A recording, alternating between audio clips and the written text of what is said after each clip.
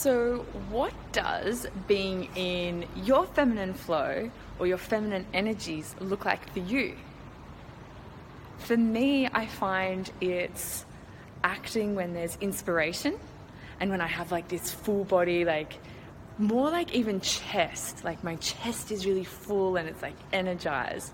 That's when I know like the inspiration's here and it's really easy to make my move. And it's exciting. It's like very exciting, kind of almost like I've had a coffee, like that kind of energy. So today I had this energy to come up to the Gold Coast and come to an event. And when I got up there, actually turned out that the event was the day before. So knowing that, I could have been like, oh no, like I've made a mistake. I've come up here. What am I going to do? However, I was like, no, there's something I'm meant to be here for. There's a conversation I'm meant to have. There's someone I'm meant to see, an idea that's meant to come through. What is it? And so I was like, okay, thinking about where I was going. And I was like, I think there's someone that I need to speak to about something. I'm just going to go with it. And was driving along and to this vegan Mexican place. And on the way, I was like, oh, this person lives here. So I like pulled into their place, ended up having a chat for like a minute amount of time. And it was exactly this. It was about being an embodied female leader. What does that look like?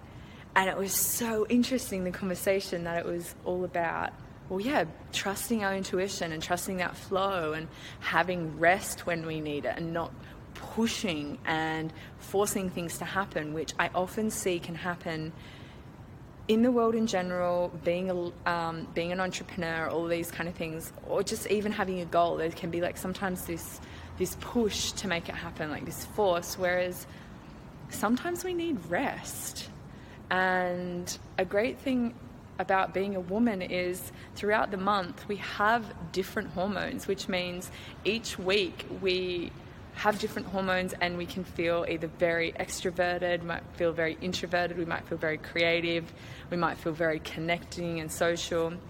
There's a beautiful TED talk that talks about this, and it also goes, a nice way to put it is looking at each week as a season. So there's a summer, a spring, an autumn, a winter. And so each week our hormones are changing. So sometimes we aren't going to be the same. We're not in a linear way, whereas a lot of men or people that are in their masculine energy might be more in that linear, straightforward, go get it kind of thing. So I think it's really beautiful as a reminder that we get to be different each week and we can flow with that and start to trust our bodies and see what feels good, like what feels like, exciting, like this feels good, and to trust that. And even if it doesn't go the way that we thought it should, just be on the lookout for, well, what is here for me? You know, why has the universe brought me here to this space?